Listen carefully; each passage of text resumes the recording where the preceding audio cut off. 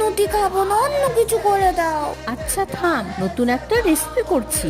তার জন্যে সবার প্রথমে একটা বাটিতে পনির নিয়ে তাতে স্বাদ অনুসারে লবণ, হলুদ, লঙ্কা, ধনে, জিরে, গোলমরিচ গুঁড়ো, মধু, চিলি ফ্লেক্স, অরিগ্যানো আর সর্ষের তেল দিয়ে মাখিয়ে লাল করে ভেজে নেব। তারপর অন্য একটা বোলের মধ্যে বাঁধাকপি, গাজর, পেঁয়াজ, টমেটো কুচি, ভাজা পনিরগুলো, স্বাদ অনুসারে লবণ, গোলমরিচ গুঁড়ো, মেয়োনিজ, টমেটো সস আর ভিনিগার দিয়ে সব কিছুকে ভালো করে মেখে নেব। এবার আটা নইলে আমার মতো ময়দা রুটির মধ্যে ফিলিংটা দিয়ে মুড়িয়ে নিতে হবে, যেভাবে দেখানো হয়েছে। তাহলেই আমাদের রেসিপি রেডি। মা কি টেস্টি হয়েছে খেতে।